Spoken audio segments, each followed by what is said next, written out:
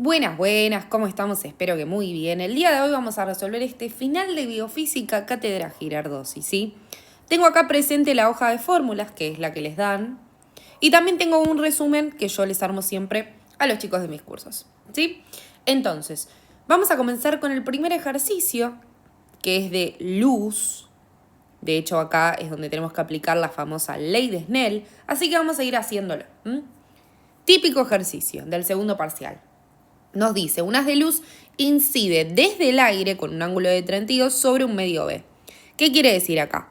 Que el medio en el que incide va a ser el aire, o sea que N1 es N del aire. Con un ángulo de 32, o sea, tengo el ángulo de incidencia, vamos a ponerle así, tita sub i, de 32 grados sobre un medio B, que lo desconocemos.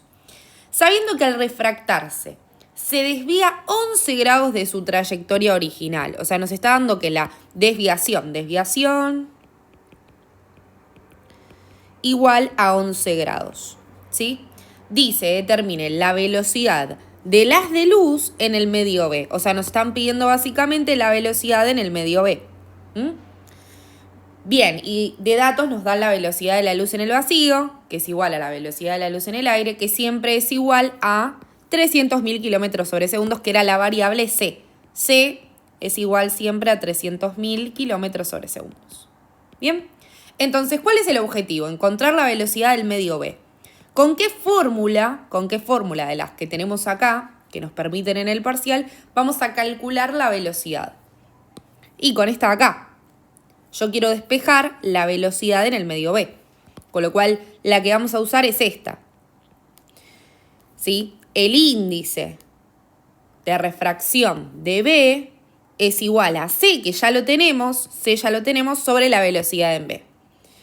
O sea que básicamente para poder calcular la velocidad del haz de luz en el medio B, necesitamos el índice de refracción B, que no lo tenemos. Entonces, primero, antes de hacer esto, que va a ser nuestro segundo paso, despejar la velocidad, necesitamos sí o sí aplicar la ley de Snell para poder despejar el índice de refracción, ¿sí? ¿Cómo era la formulita de la ley de Snell? La tenemos acá, pero la repasamos. El índice 1, que es N del aire, que N del aire tenés que saber que vale 1, ¿sí? El índice del aire vale 1. Entonces, 1 por el seno del ángulo incidente, ¿sí? O sea, seno de 32, es igual al índice de refracción, que es el que queremos calcular, N de B, por el seno del ángulo refractado. Y no lo tenemos el ángulo refractado, porque vos fíjate que lo que tenemos es la desviación, no el ángulo refractado. Pero acá lo podemos calcular, fíjate. Incide desde el aire y N del aire vale 1. Ahora, N de B, ¿cómo va a ser? ¿Mayor o menor a 1? Y se supone que 1 es lo mínimo que puede valer un índice, así que voy a suponer que va a valer más de 1, ¿sí? Y si el índice en el que va a refractar es mayor al índice 1, el índice de incidencia, entonces hay que restar la desviación y lo tenemos acá. Cuando el rayo pasa de un medio de menor índice, que en este caso vendría a ser el aire, a uno mayor, que es el medio B, el rayo refractado se acerca a la normal. ¿Qué quiere decir? Mira, si el ángulo de incidencia, lo teníamos acá, era 32 grados, incide con un ángulo de 32, con lo cual vos fíjate que de acá a acá habría 32 grados, ¿no? Pero como se acerca a la normal, porque justamente pasa de un medio de menor índice de refracción a uno de mayor, como se acerca a la normal, la desviación va a ser exactamente 11 grados, entonces el ángulo refractado va a ser los 32 menos los 11 que se desvía acercándose a la normal. Se ve que el ángulo refractado está acá, 32 menos la desviación que es 11. ¿Sí? Con lo cual, entonces, ¿qué podemos decir? Que el ángulo refractado, tita sub r, va a ser los 32 grados menos lo que se desvía acercándose a la normal, es decir, 32 menos 11. Y eso nos da un total de 21 grados. ¿Sí? Listo. Y ahí tenemos el angulito refractado. Entonces, con la ley de Snell, ahora podemos completar acá 21 grados y despejar el índice del medio B. ¿Sí? Yo te recomiendo que para esta cuenta lo hagas medio de una para, digamos, evitar acumular error con los decimales y el redondeo. Es decir, 1 por seno de 32, ¿cuánto nos da? Seno de 32, ¿no? Y esto que está multiplicando al índice del medio B lo voy a pasar como dividiendo, ¿no? Entonces me va a quedar que el índice B es seno de 32 dividido seno de 21. ¿Estamos? Bien.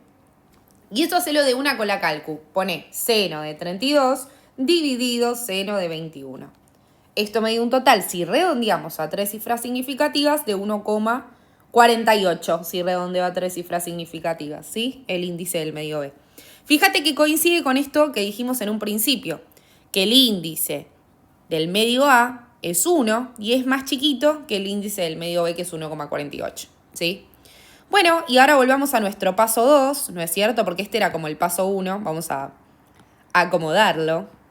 Este era el paso 1 y el paso 2 era despejar la velocidad, ¿no es cierto? Así que bueno, vamos a acomodar acá el paso a paso. Paso 1, con la ley de Snell despejamos el índice del medio B, restando la desviación ya que se acerca a la normal. Y paso 2 ahora, despejar la velocidad en B. Con los datos que tenemos, es decir, ahora ya conocemos el índice del medio B, que es 1,48. Entonces nos queda 1,48 es igual a C, que C ya sabemos que vale 300.000 kilómetros sobre segundos, sobre la velocidad en B, que es lo que queremos despejar, es nuestra gran incógnita. Ojo al piojo cómo resolvés esta ecuación. Ojo, te conozco, vas a querer agarrar y pasar esto dividiendo y no. No, por favor, te lo pido. Esto que está dividiendo va a pasar multiplicando en principio, ¿no? Ojo con el orden de las operaciones. Con lo cual, si yo lo paso multiplicando para allá, tuki, me va a quedar velocidad en B por 1,48 es igual a 300.000 kilómetros sobre segundos. Y ahí esto que está multiplicando, por supuesto que lo voy a pasar dividiendo. Así que la velocidad en B me va a quedar 300.000 kilómetros sobre segundos dividido 1,48. Y listo. Y ahí nos queda la velocidad en B. A ver cuánto nos da. Va a dar un numerito grande. Sí, nos va a quedar 202.702,7. ¿Sí? Así que lo escribimos así. 202.702,7. ¿Qué unidad? Kilómetros sobre segundos, por supuesto. ¿Estamos? Y ahí nos quedó. Fíjate que, ojo acá, siempre chequea al momento de escribir la solución que efectivamente tengamos la respuesta en la unidad que nos piden, ¿no? Eso sí. Siempre, por favor. Y listo. Ahí quedó así, tuki, listo. Y listo el primero, amigos. Muy bien. Bueno, vamos con el segundo ejercicio de sonido del efecto Doppler. Y acá tenemos la formulita en la hoja de fórmula, ¿sí? Obviamente que en la fórmula no nos dan el uso de los signos, y más o menos, te lo tenés que estudiar. Acá te dejo un resumen. Dice, a ver, vamos a hacer el ejercicio. Dice, una fuente estacionaria emite un sonido de 1200 Hz. ¿Qué es esto? Bueno, justamente si se mide en Hz es la frecuencia. Y hay dos tipos de frecuencias. La emitida por el receptor, ¿sí? Que esa sería nuestra F sub 0.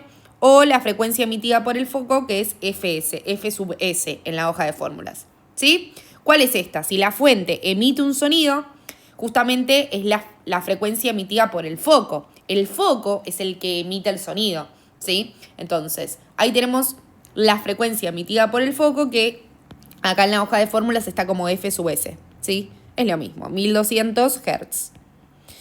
Bien, o sea que ya sabemos que el foco, el que emite, es la fuente estacionaria, sí, la fuente estacionaria. Dice, si un ciclista que se acerca hacia ella percibe el sonido. Listo, acá el receptor del sonido va a ser el ciclista, está claro esto, ¿no? Bien, dice que percibe el sonido con una frecuencia de 1230 Hz. Esta segunda frecuencia es la que es percibida por el receptor. En este caso la llamamos F sub 0 o F', la frecuencia percibida por el receptor. La vamos a anotar así. F sub 0 sería igual a 1230 Hz. ¿Sí? Bien. ¿Qué nos piden? Determine con qué velocidad se desplaza el ciclista. El ciclista es el emisor o el receptor. El receptor, o sea, nos están pidiendo la velocidad del receptor. Y la velocidad del receptor es exactamente B sub 0, ¿sí? O sea, nos están pidiendo B sub 0. es la incógnita del día de hoy. Y de dato nos dan la velocidad del sonido en el aire, que es exactamente v. Si v es la velocidad de propagación del medio, que en este caso vendría a ser la velocidad del sonido en el aire, ¿sí? Bien, entonces tenemos esto también de dato. ¿Vieron qué importante que es? Esto siempre lo resalto. Primero, antes de hacer un ejercicio, hacer esto de anotar los datos, identificarlos, entender lo que vamos a hacer. Bien, importantísimo. Ahora llegó el momento de reemplazar en la formulita, ¿sí? Entonces tengo f sub 0, que ya la conocemos, 1230 Hz, es igual a... Bueno, voy a escribir primero la frecuencia emitida por el foco, que ya la conocemos, es lo mismo, el orden de los factores no altera el producto, chiquis, 1200 Hz. Y ahora viene este quilombo de aquí. Tengo la velocidad en principio sumando en el numerador, la velocidad de propagación del medio, que dijimos que es igual a 340 metros sobre segundos, ¿sí? Y ahora hay que determinar los signos de las otras velocidades, ¿no es cierto? Es decir, acá sumamos o restamos, y acá también, sumamos o restamos. Bueno, vamos a repasar eso.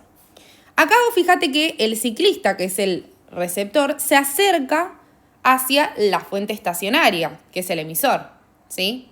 Entonces, ¿cómo vamos a poner el signo de la velocidad del ciclista? Que la velocidad del ciclista sería la velocidad del receptor. Bueno, acá lo tenemos, mirá. Si el receptor se acerca al emisor, en el numerador va a ir signo positivo, ¿sí? Ahora, si el receptor se aleja del emisor, en el numerador va a ir signo negativo, ¿sí? Numerador es esto, denominador es esto, ¿no? Por supuesto. Entonces, acá vos fíjate que el receptor se está acercando al emisor, ¿sí? Y si se acerca al emisor, se le pone signo ¿qué? Positivo. Así que acá tendríamos que poner en positivo la velocidad que queremos despejar, que es la velocidad, ¿sí? Del receptor. ¿Estamos? Bueno, ¿y qué pasa con la velocidad del emisor, del foco? Es decir, de la fuente. Dice fuente estacionaria, o sea que está quietita, no se acerca ni se aleja. Es decir, está quieta, la velocidad es cero, ¿sí? La velocidad del emisor, v sub s, es igual a cero. Con lo cual no me importa si sumo o resto, porque al sumar o restar cero no me va a cambiar absolutamente en el resultado. Nada. Entonces, nada, directamente ojo acá porque dice si es una fuente estacionaria quiere decir que está quietita, con lo cual la velocidad de la fuente, que es el emisor, va a ser igual a cero. ¿Estamos? Bien, listo. Entonces ya con esto podemos resolver esta ecuación. Este paréntesis me quedó colgado.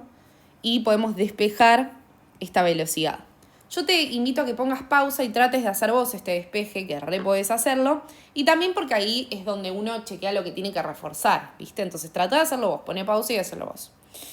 Bien, en principio esto que está multiplicando siempre pasalo dividiendo. Entonces nos va a quedar 1230 Hz dividido 1200 Hz.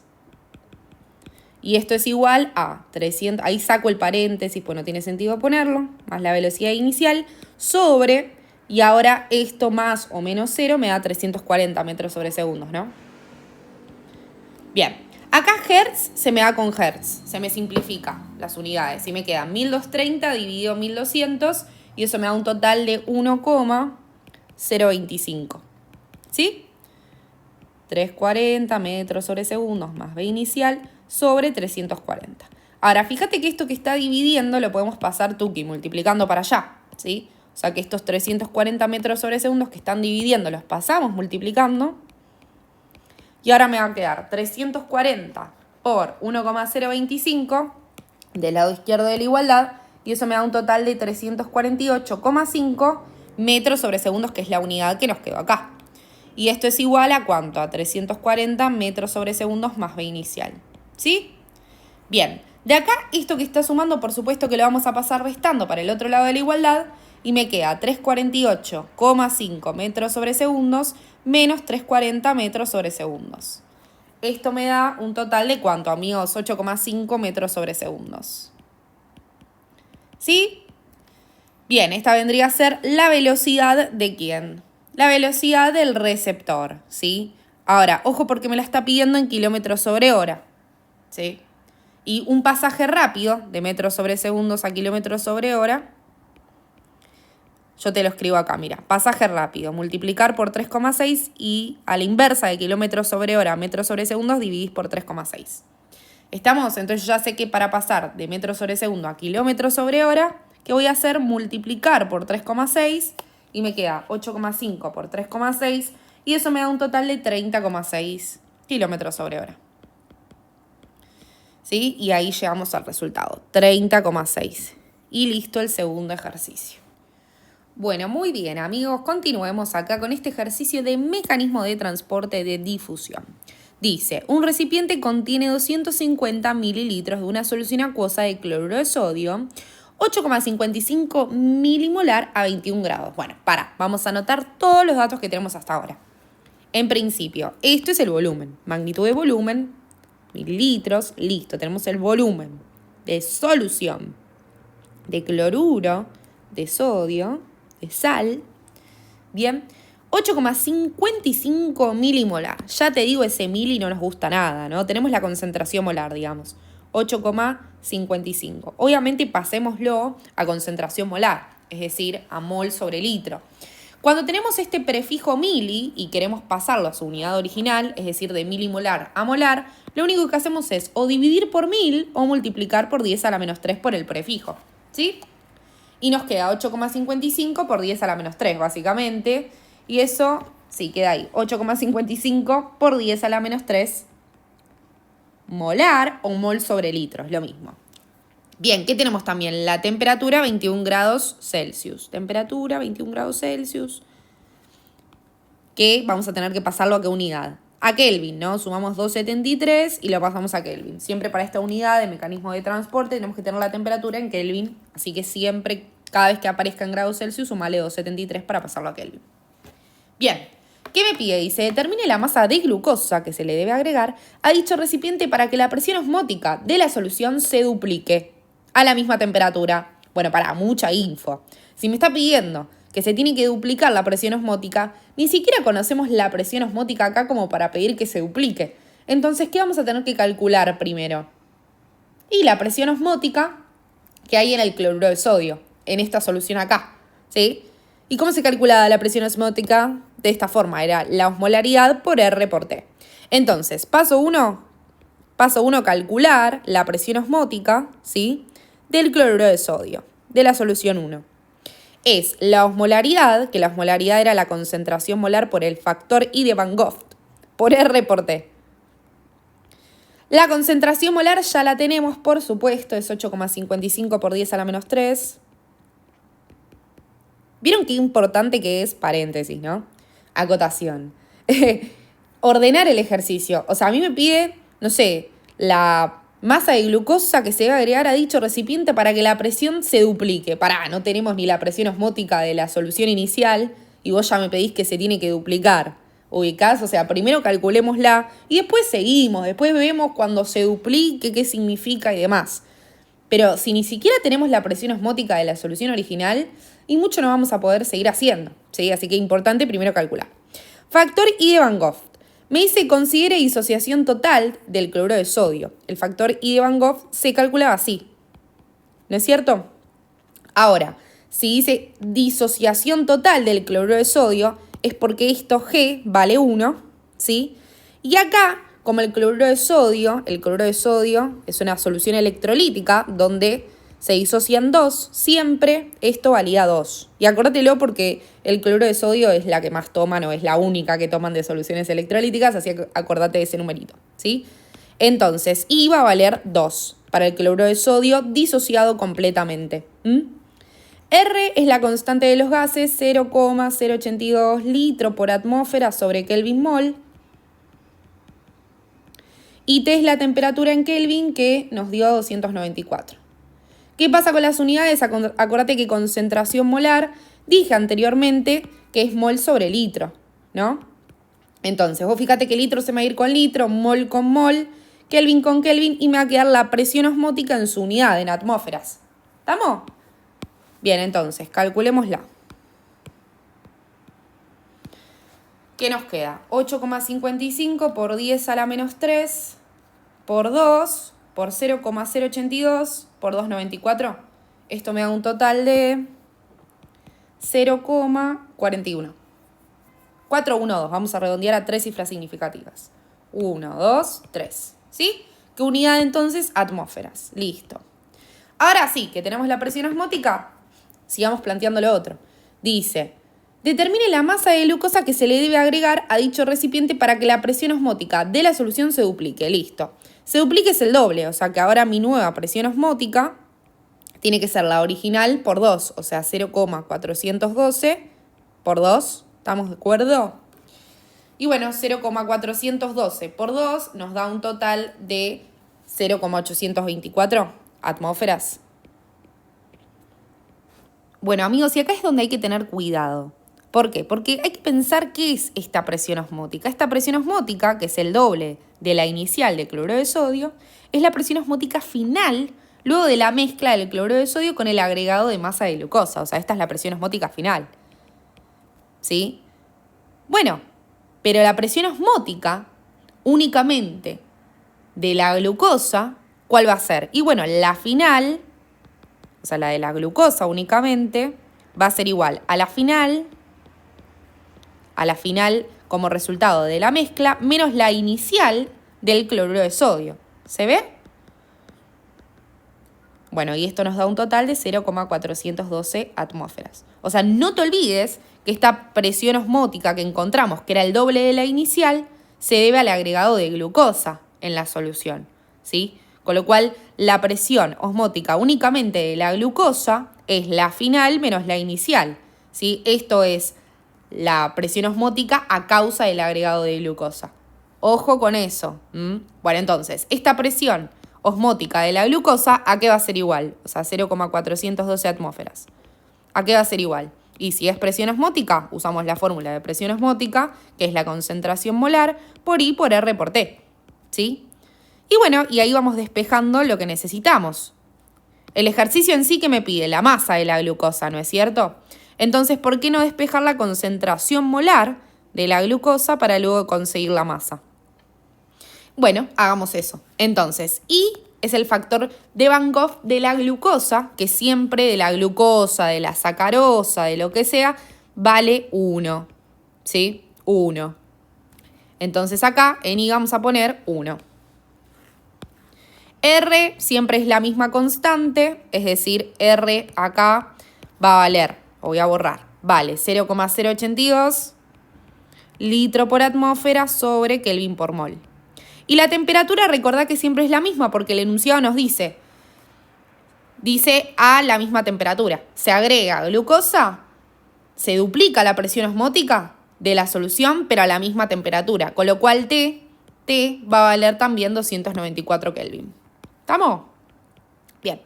Bueno, y ahí lo que podemos despejar es la concentración molar de la glucosa, para luego poder calcular la masa, que es lo que nos pide el ejercicio. Entonces, si querés pone pausa y hacete este despeje, despejate la concentración molar de la glucosa. Yo ahora lo voy a hacer de una. Vos fíjate que acá se me va Kelvin con Kelvin. Puedo hacer esta operación, todo esto por 1, y me queda que 0,412 atmósferas es igual a la concentración molar de la glucosa por, y hagamos la cuenta, 1 por 0,082 por 2,94, me da un total de 24,1. ¿Y qué unidad me quedó? Litro por atmósfera sobre mol. ¿Se ve? Bien. Y ahora, si yo quiero despejar la concentración molar de la glucosa, esto que está multiplicando, por supuesto que lo voy a pasar como dividiendo, amigos. Y esto me queda algo así, mira. Litro por atmósfera sobre mol. Fíjate acá que en cuanto a las unidades, se me va atmósfera con atmósfera, se me simplifica. O sea, atmósfera dividido atmósfera me da 1, ¿sí? Y en cuanto a las unidades nos va a quedar, mira, lo voy a hacer aparte. 1 sobre litro sobre mol. ¿Se ve? Que las unidades me quedan algo así. Y 1 dividido litro sobre mol, ¿a qué es igual? En una división de fracciones, recordá que esto se da vuelta y se pone por. Es decir, nos va a quedar 1 por mol sobre litro, ¿sí? Esto se da vuelta, se pone por, y 1 por mol sobre litro es mol sobre litro. Y ahora te pregunto, mol sobre litro era la unidad ¿de qué? De la concentración molar, ¿sí? Que es justamente lo que queremos calcular. Eso significa que estamos haciendo bien las cosas. ¿Estamos? Bien, bueno, ¿y cuánto da esto, esta división? Me queda 0,412 dividido 24,1. Y eso me da un total de 0,017 mol sobre litro, que es concentración molar. ¿Sí? Bueno, voy a borrar esto. Pero está bien, el ejercicio me pedía la masa. Entonces ahora calculemos la masa a partir de la concentración molar. Como bien dijimos, la concentración molar es mol sobre litro. O sea, son moles, en este caso de glucosa, cada 1 litro de solución, que 1 litro son 1000 mililitros. ¿Sí? Entonces, siempre concentración molar son moles cada 1000 mililitros. Y nosotros fíjate que en el recipiente tenemos 250 mililitros. Entonces hacemos una regla de 3. Si hay 0,017 cada 1000, cada 250, ¿cuánto va a haber? Bueno, hacemos tuki tuki, regla de 3, 250 por 0,017 dividido 1000, y eso nos da un total de 4,25 por 10 a la menos 3. Bueno, estos son moles, ¿sí? Nosotros no queremos moles, ¿qué queremos? Masa. Pero por algo nos dan acá la masa molar de la glucosa. Acordate que si yo quiero masa, a partir de los moles, la masa eran los moles por la concentración molar o masa molar. Los moles ya los tenemos, los moles acá los conseguimos, era 4,25 por 10 a la menos 3 moles. Y la masa molar es la masa de la glucosa, que es 180 gramos mol. ¿Sí? 180, ahí está, gramos mol. Tuki tuki, simplificamos acá, moles con moles, y me queda que la masa es 4,25 por 10 a la menos 3 por 180, y eso me da un total de 0,765 gramos. ¿Sí? Bueno, pero el enunciado me pide miligramos. No sé si viste que la respuesta final dice, che, yo esto quiero que me lo pongas acá en miligramos. Bueno, recordá que de gramo a miligramo multiplicamos por 1000, ¿sí?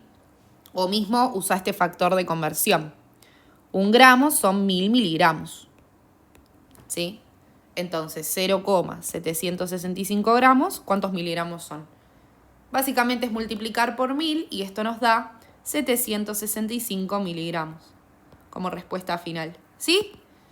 Bien, así que ahí quedó, digo. 765 miligramos es la respuesta final y correcta. Muy bien, amigos. Bueno, amigos, continuamos con este ejercicio. Dice, un conductor que se desplaza a 60 kilómetros sobre hora desacelera al aproximarse a un semáforo tardando 10 segundos en frenar. Ya esto, si tengo el movimiento de un móvil y demás, me voy a la parte de cinemática, ¿no? Fórmulas de MRU y MRV. ¿Estamos? Bien, entonces, entendamos siempre para este tipo de ejercicios qué es lo que está ocurriendo, qué es lo que está pasando. Para todo, ¿no? Por supuesto, pero sobre todo para los de cinemática.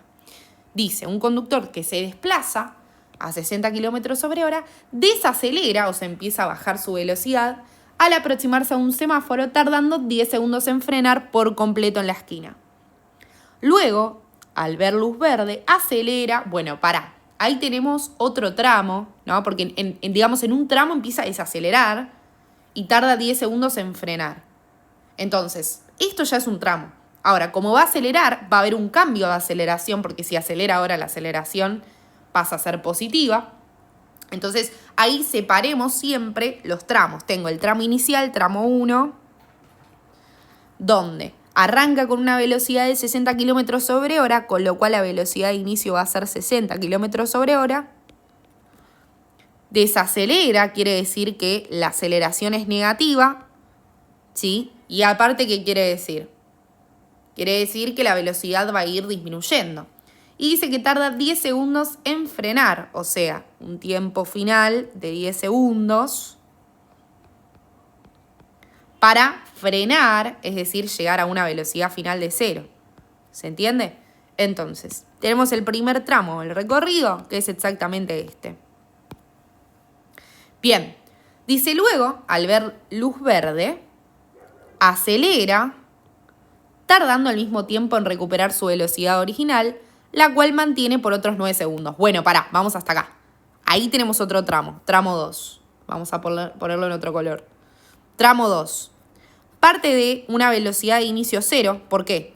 Porque vos fijate que con la velocidad que terminó el anterior tramo es con la que inicia el segundo tramo. ¿Estamos? Y dice que tarda el mismo tiempo, o sea que el tiempo que transcurre, delta t, tiempo transcurrido, en el tramo 2 es igual a 10 segundos también. ¿Sí? Bien.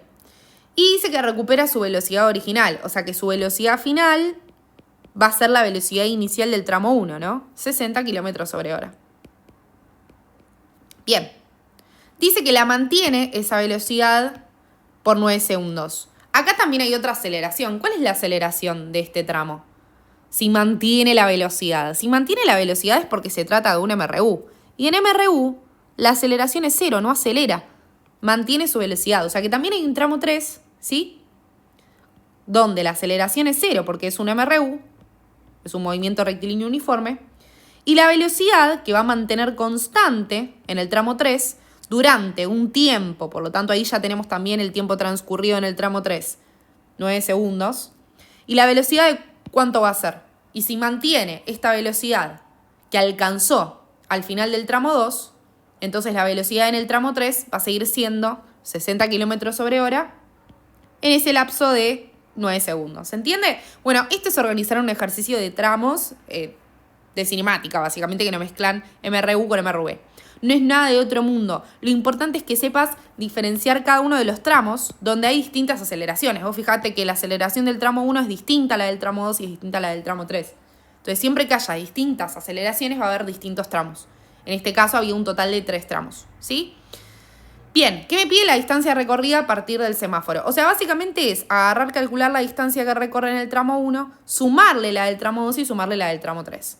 La organización en este ejercicio es clave. Entonces, arranquemos primero con la distancia recorrida en el tramo 1. ¿Sí?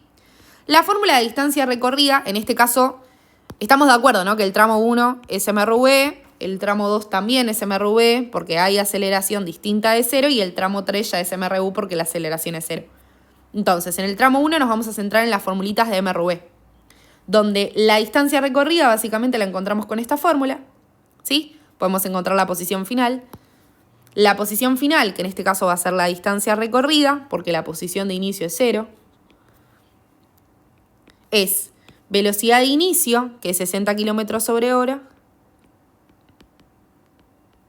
por, esto es delta t, es tiempo transcurrido. Vos fijate que el tramo 1 lo hace en un tiempo de 10 segundos, o sea, más que tiempo final, el tiempo transcurrido del tramo 1 son 10 segundos, ¿sí?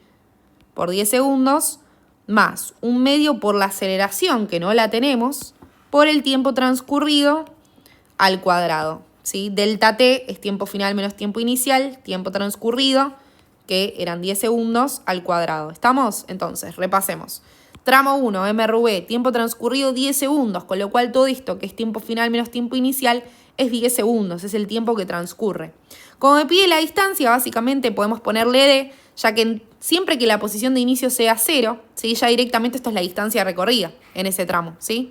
Entonces, tenemos que hacer esta operación para que nos dé la distancia que recorre en el primer tramo. Ahora, no tenemos la aceleración, con lo cual previamente vamos a tener que hacer un cálculo de aceleración. Entonces, la aceleración se calcula como la velocidad final menos la velocidad inicial, que es lo mismo que la variación de velocidad, ¿sí? Velocidad final menos velocidad inicial, sobre el tiempo transcurrido, delta t, ¿sí? Bien. Velocidad final en el tramo 1 es 0. La velocidad inicial es 60 km/h. El tiempo transcurrido es igual a 10 segundos. Ahora, tenemos problemas con las unidades acá, ¿no? Tenemos las velocidades las tenemos en km/h y el tiempo en segundos, con lo cual pasemos todo el sistema MKS. Es decir, pasemos velocidades a metros sobre segundos. ¿Cómo era? Dividiendo por 3,6 es un pasaje rápido. Entonces, 60 dividido 3,6 me da un total de 16,6 7 aproximadamente metros sobre segundo. Entonces ahí tenemos la velocidad en el sistemita de MKS, metros sobre segundos. Entonces pasaje rápido de kilómetros sobre hora a metros sobre segundos, dividir por 3,6. Así que acá también nos va a quedar lo mismo, 16,7, 16,7. ¿Sí? Bien. Divino. Entonces acá ya directamente cambiemos. En vez de 60, pongamos directamente 16,7. Y acá también, mira, 16,7. Bien.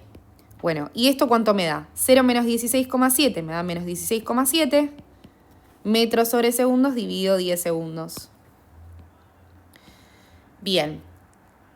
Menos 16,7 dividido 10 me da menos 1,67 y metros sobre segundos dividido segundos, ojo, no taches así porque esto está mal, si yo hago metros sobre segundos dividido segundos es lo mismo que hacer metros sobre segundos por, esto lo doy vuelta y me queda metro sobre segundo por 1 sobre segundo, metro por 1 me da metro y segundo por segundo me da segundos al cuadrado, chiquis. Así que sí, esto efectivamente me da las unidades de la aceleración, metros sobre segundo cuadrado.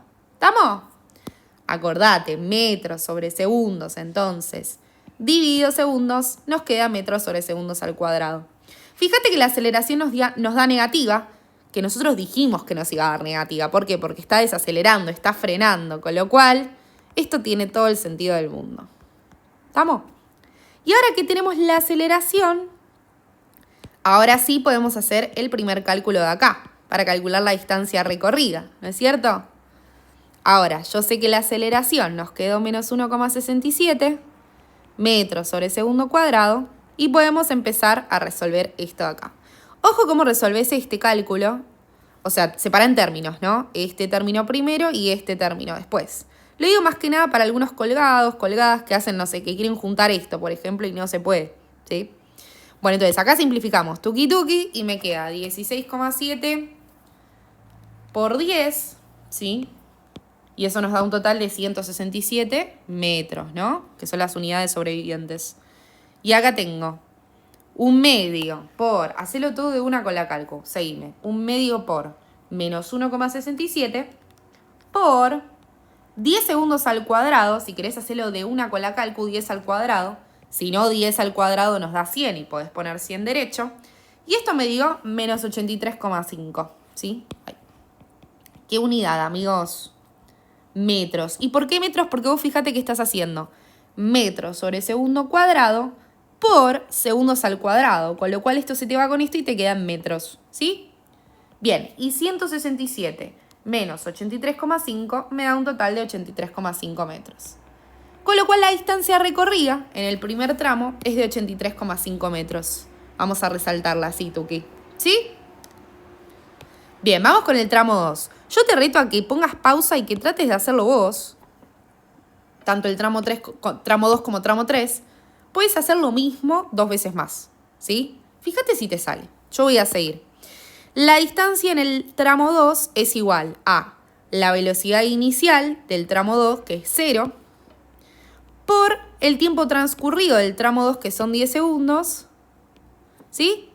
Y ahora me queda hacer más un medio por la aceleración, que la aceleración te va a dar lo mismo pero en positivo. Es decir, va a ser ahora 16,7 en positivo dividido 10. Si querés lo hacemos aparte. Mirá, la aceleración en el tramo 2 es la velocidad final menos la inicial, o sea, 16,7 metros sobre segundos menos la inicial que es 0, sobre el tiempo transcurrido, que el tiempo transcurrido en el tramo 2 también eran 10 segundos. Y esto te va a dar un total de 1,67 metros sobre segundo cuadrado. ¿Sí? Era un poco lógico por una cuestión de que el tiempo que tarda es el mismo, ¿sí? Pero acá lo que cambiaban eran las velocidades. Ahora, la velocidad inicial del tramo 1 pasa a ser la final y la velocidad final del tramo 1 pasa a ser la velocidad inicial del tramo 2. Con lo cual, esto era obvio que me iba a quedar positivo porque está acelerando, ¿sí? Y la aceleración nos quedó 1,67 metros sobre segundo cuadrado, ¿sí? Bueno, todo esto por el tiempo transcurrido al cuadrado, o sea, por 10 segundos al cuadrado. ¿Estamos? Y si hacemos las cuentitas, fíjate que 0 por 10 es 0. Chau, se me fue. Y ahora me queda hacer esta cuenta de acá. 1/2 por 1,67 por 10 al cuadrado, que nos da 100. Y esto nos da un total de 83,5, que también tiene todo el sentido del mundo, chiquis. Metros, ¿no? ¿Por qué digo? Y porque si tarda el mismo tiempo,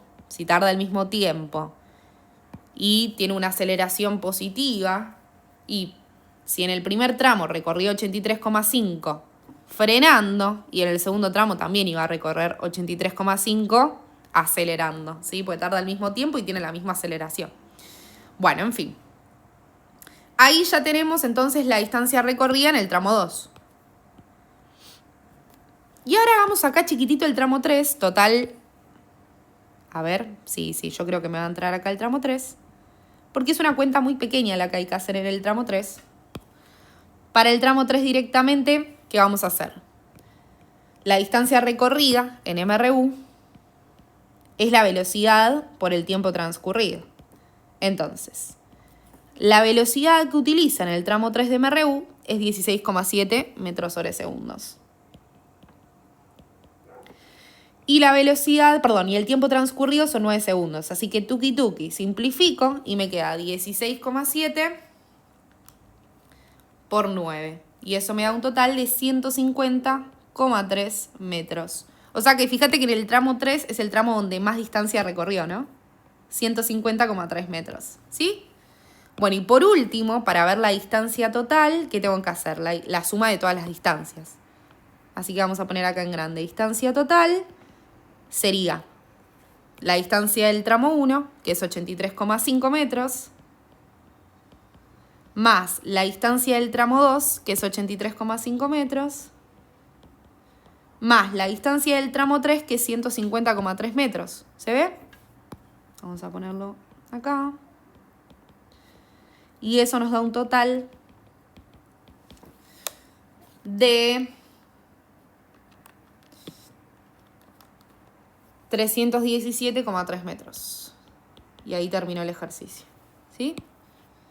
Y bueno, amigos, larguito pero sencillo. Yo creo que este ejercicio es más de separar, ordenar y reemplazar. No tenía mucha complejidad. Pero bueno, sé que a muchos les ponen tramos y desesperan. Y no hay que desesperar, sino que hay que acomodar los datos, entenderlos y por supuesto operar, ¿sí? Correctamente. Bueno, muy bien. Bueno, amigos, vamos con este ejercicio que es un multiple choice, ¿sí? De primer principio de la termodinámica. Dice, un mol de un gas ideal diatómico parte del estado A una determinada presión y temperatura. Luego se calienta a volumen constante hasta duplicar su presión, alcanzando el estado B. Ya de por sí te digo que cuando tengo así mucha información junta para un ejercicio de primer principio, tenemos que hacer el dibujito, paren que me salió cualquier cosa, ahí estamos. El dibujito, el gráfico, mejor dicho, de presión versus volumen, ¿no? El famoso. ¿Sí? Entonces, dice que parte de un estado A una determinada presión y temperatura. Y también a un determinado volumen, por supuesto. Entonces, vamos a poner acá el punto A, ponele, ¿no? Este vendría a ser el volumen en A y esta es la presión en A. ¿Sí? Bien. Se calienta a volumen constante. ¿Qué tipo de evolución era si es volumen constante?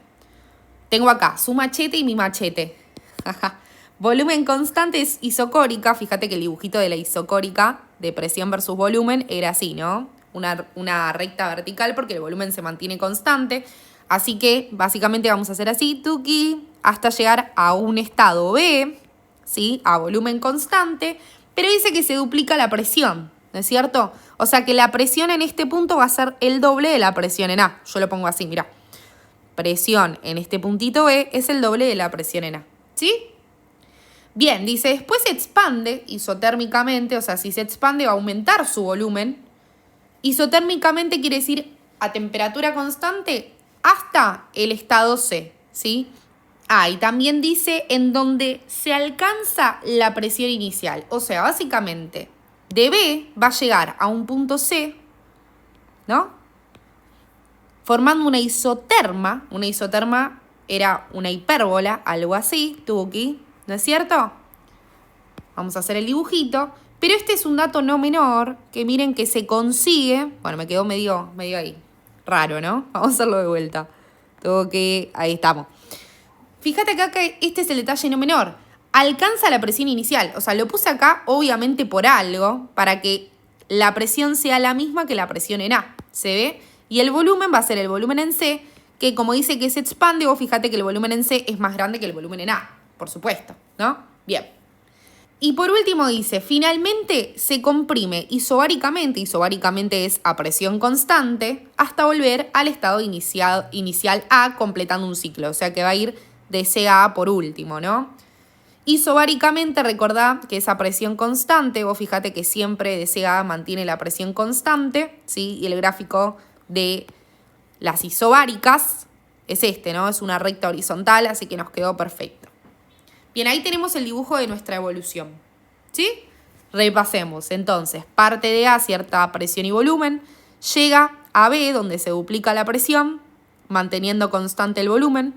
De B a C evoluciona isotérmicamente, es decir, a temperatura constante, volviendo a la presión inicial, expandiéndose, es decir, llegando a un volumen final mayor que el volumen inicial, y además después regresa al estado inicial A, en una evolución isobárica, es decir, manteniendo la presión constante. Todo esto completa un ciclo. Dice, suponiendo que todas las evoluciones son reversibles, se puede afirmar que, bueno, fíjense que esto va así, evoluciona así, ¿no? De A a B, de B a C y de C a A, ¿sí? Entonces, vayamos descartando una por una, ¿sí?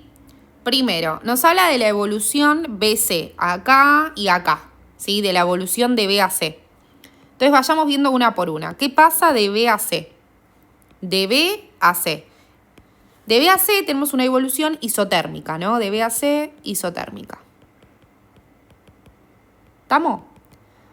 ¿Qué pasa en las evoluciones isotérmicas? La temperatura es constante, ¿sí? Y si la temperatura es constante, la variación de energía interna iba a ser cero. Cuando no había una variación de temperatura, es decir, la temperatura se mantiene constante, recuerden que la variación de energía interna es cero, ¿sí? De hecho, si no, lo tenemos acá anotado. Isotérmica, variación de energía interna es cero. ¿Estamos? Entonces, vos fíjate que esta ya la podemos descartar, porque nos dice que la variación de energía interna es mayor a cero. No, es literalmente igual a cero. Así que esto se cumple. Y después habla del valor de Q de B a C, de Q de B a C, ¿sí? Entonces, acá hay que pensar qué va a pasar primero con el trabajo de B a C. Mirá. Vos fíjate que de B a C va a aumentar ¿qué? Aumenta el área debajo de la curva, ¿no es cierto? Es decir, de B a C aumenta el área porque está expandiéndose, aumenta el volumen, con lo cual el trabajo de B a C va a ser positivo. Está aumentando, está en aumento el área y está en aumento el volumen, ¿sí? A mayor volumen, si es una expansión, mayor trabajo. Con lo cual el trabajo de B a C es positivo. ¿Y qué nos decía el primer principio de la termodinámica? Esto, ¿no es cierto? Que el valor de Q, en este caso de B a C, es la suma de delta U de la variación de energía interna más el trabajo. Todo esto de B a C. ¿No? Bueno, pero nosotros sabíamos que esto, por ser una isotérmica, esto iba a ser igual a cero. ¿No es cierto? O sea, ¿a qué conclusión ya llegamos? Que Q de B a C va a ser igual al trabajo de B a C. ¿No es cierto? Y esto si no lo tenías en el machete, mirá, vas acá. Isotérmicas, el valor de Q es igual al trabajo. Si al trabajo se le puede poner W o L, esto es como vos quieras, yo le pongo L. Bueno, entonces, si el valor de Q es igual al valor del trabajo y el trabajo es positivo, quiere decir que Q también va a ser positivo. Con lo cual, acá llegamos a la conclusión de que Q de B a C es positivo porque el trabajo es positivo, porque se trata de una expansión, ¿sí? Expansión. Y listo, así que esta es la correcta, ¿sí? Obviamente que voy a descartar las otras porque si no, les juro que fue de casualidad, no lo hice antes este ejercicio y justo me dio que era correcta esa. Pero descartemos las otras, ¿sí? ¿Qué les parece? O capaz que hay otra correcta, no sé. Vamos con la evolución de A a B que aparece acá y aparece acá, mirá. Bueno, de A a B el volumen es constante. Por lo tanto, como no hay una variación de volumen, el trabajo iba a ser cero. O sea, de A a B, al ser una evolución con volumen constante, el trabajo el trabajo de A a B, o W de A a B, como quieras ponerle, es lo mismo, es igual a 0, ¿sí? Entonces, esto se cumple y esto no. Fíjate que acá dice que el trabajo es positivo, así que esta la descartamos, porque el trabajo en evoluciones donde el volumen sea constante es igual a 0. Y si no, lo tenés en el machete acá, mira. Volumen constante, listo. Trabajo, 0, ¿sí? Bien. Así que bueno, ¿cómo es ahora la variación de Q? ¿Q está aumentando o está disminuyendo? Tenemos que averiguar eso, ¿no es cierto? Bueno, fíjate que acá nos está diciendo que se calienta a volumen constante. Si se está calentando es porque la temperatura está aumentando, o sea que la temperatura en el punto final, la temperatura en el punto B, va a ser más grande que la temperatura en A. Se calienta, dice, ¿no es cierto? Y cuando hay un aumento de temperatura, o sea, está aumentando la temperatura, aumento de temperatura, quiere decir que la variación de energía interna también va a aumentar, o sea que la variación de energía interna es positiva, ¿sí? En realidad lo que aumenta es la energía interna. La energía interna de B va a ser mayor que la energía interna de A, con lo cual la variación de energía interna de A a B va a ser positiva.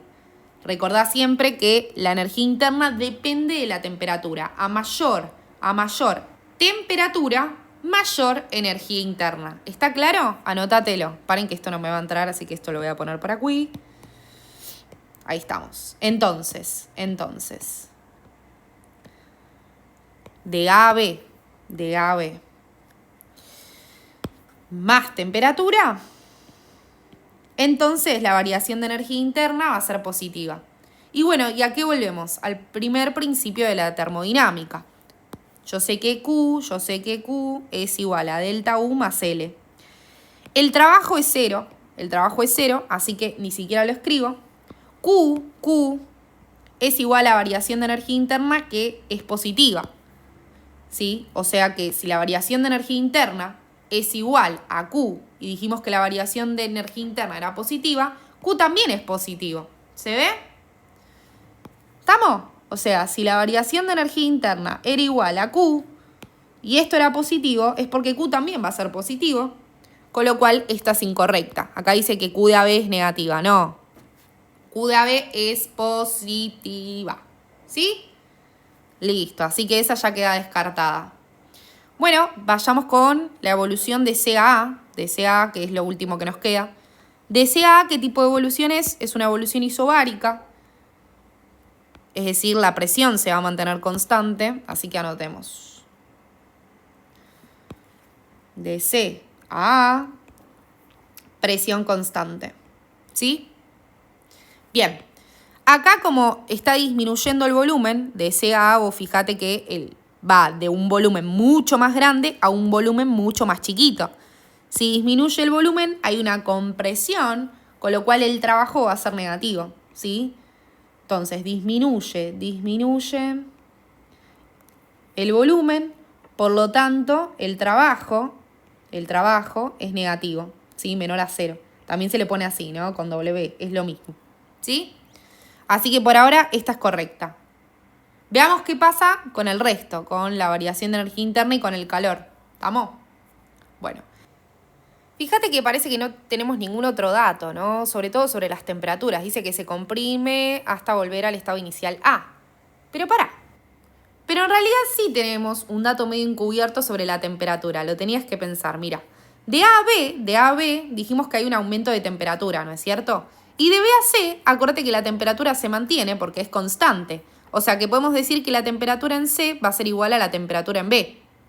Y esa temperatura es más grande que la temperatura en A. ¿Ubicás? O sea, repitamos esto. Pensemos en el proceso de la temperatura. De A a B, la temperatura aumenta. ¿Sí? De B a C se mantiene igual, se mantiene constante. Entonces, ¿qué quiere decir? Que la temperatura en C, que es igual a la temperatura en B, va a ser más grande que la temperatura en A. Entonces, la temperatura en este punto C es más grande que la temperatura en A. ¿Sí? Porque justamente la temperatura en C era igual a la temperatura en B. ¿Sí? Y ya vimos que la temperatura en B era más grande que la temperatura en A. Entonces, si la temperatura en C es más grande que la temperatura en A, está disminuyendo la temperatura de CA. Disminuye la temperatura en este tramo. Disminuye T.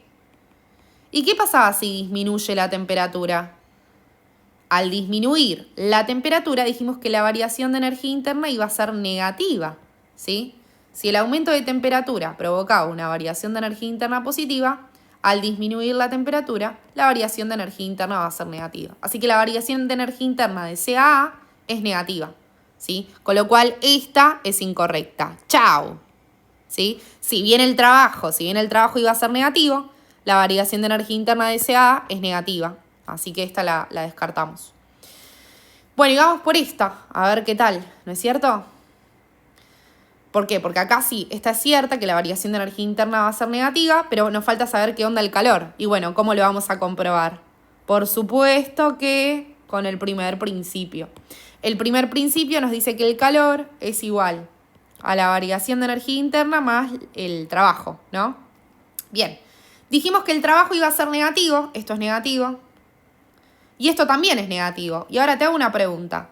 Si yo a algo negativo le sumo algo negativo, me va a quedar positivo o negativo. Ponele que esto vale menos 5 y esto vale menos 4. Negativo más algo negativo me va a dar algo más negativo aún, ¿sí? Esto me da todo negativo. Con lo cual Q iba a ser negativo, no iba a ser positivo. ¿Ves que este dice positivo? Bueno, chau, incorrecta, ¿sí? O sea, si bien esta es correcta, que el tau de CAA iba a ser negativo, esto es verdad, Q de CAA es negativo, no es positivo, ¿sí? Con lo cual esta la descartamos y la única correcta era esta de aquí. Bueno, ejercicio distinto más para pensar, variables y cositas así, pero nada que no sepamos. Acordate siempre en resumen, creo que lo tengo anotado acá, sí, mira, lo tengo anotadito acá. Fíjate que si se comprime, el trabajo es negativo, si se expande, el trabajo es positivo. Es decir, al aumentar el volumen final es más grande que el volumen inicial, con lo cual el trabajo es positivo. Y si el volumen final es más chiquitito que el volumen inicial, el trabajo es negativo, ¿sí? La energía interna es función de estado y no depende del camino. Si la temperatura aumenta, acá lo tenés anotado, mira, la variación de energía interna es positiva y si la temperatura disminuye, la variación de energía interna es negativa. Si obviamente la temperatura no cambia, como en las isotermas, la variación de energía interna es 0. O sea, lo tenés todo anotadito, ¿sí? Bueno, amigos, muy bien. Bueno, amigos, vamos con este ejercicio que es súper fácil. Ni siquiera voy a poner resumen de fórmulas, pues este es bastante regaladito. Nos dice, un recipiente rígido, ¿sí? Contiene, o sea, volumen constante. El recipiente rígido contiene 0,5 moles. Nos está dando los moles, 0,5, de un gas ideal. O sea, ya acá la cabeza me va a la fórmula de los gases ideales, ¿no es cierto? P por B igual a N por R por T. A una temperatura inicial de 27 grados. Temperatura inicial 27 grados Celsius y una presión de una atmósfera. ¿Sí? Calcule la presión alcanzada por el gas si se le entrega calor hasta que alcanza una temperatura de 600 Kelvin. Bueno, o sea, básicamente lo que hay que hacer es decir, bueno, yo acá, con todos estos datos que tengo de una situación inicial, podría reemplazar acá en esta fórmula, tengo la presión, tengo N, tengo R, tengo T. Podría despejar el volumen, que es el de recipiente rígido, el que no va a variar, ¿no? Y después calcular la segunda presión cuando alcanza la otra temperatura. ¿Se entiende la idea? Entonces, despejemos primero el volumen. El volumen es N por R por T dividido la presión, ¿no? Paso esto que está multiplicando, dividiendo. Y ahora reemplazo. Los moles son 0,5. R es 0,082 litro por atmósfera sobre Kelvin mol. La temperatura es la temperatura 27 grados más 273, por supuesto, porque hay que pasarla a Kelvin, sobre la presión de inicio, es decir, una atmósfera. ¿Sí? Bien, mol se me va con mol, Kelvin con Kelvin, atmósfera con atmósfera y me queda el volumen del recipiente rígido en litros. Si hacemos las cuentas es 0,5 por 0,082 por lo que nos da esa suma, ¿no? 273 más 27 o 27 más 273. Todo eso dividido 1 y eso me dio 12,3 litros. ¿Sí? O sea, hace 0,5 por 0,082 por 273 más 27, que si querés te lo dejo anotado acá cuánto da, son 300 Kelvin.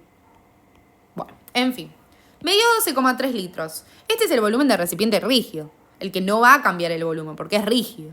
Con lo cual ahora en la situación 2, ¿qué tenemos en la situación 2? El volumen, 12,3 litros. La cantidad de gas no está variando, ¿sí? Nada más hay un cambio de temperatura a causa de calor. Con lo cual, los moles siguen siendo 0,5. La temperatura ahora va a ser 600 Kelvin, ¿sí? Está de aquí. Y la presión la desconocemos, ¿está? Y bueno, vamos a despejarla. Presión es igual a, fíjate, esto lo vas a pasar dividiendo y te queda que la presión es N por R por T sobre el volumen, ¿sí? Bueno, N son los moles, son 0,5. R es 0,082 litro atmósfera sobre Kelvin mol. T es la temperatura, que son 600 Kelvin. Y el volumen es 12,3 litros ahora. Sí. Bien. Y bueno, hacer las cuentas, ¿no? Tuki. Mol se me va con mol, Kelvin con Kelvin, litro con litro. Y me queda 0,5 por 0,082 por 600, ¿sí? Esto por esto por esto. Y lo que me da, dividido 12,3. Y eso me dio en total una presión de 2. ¿Qué unidad sobrevivió? Atmósferas, que es la unidad de presión. Y listo, amigos. No había que hacer otra cosa más. La respuesta es 2 atmósferas. Muy bien.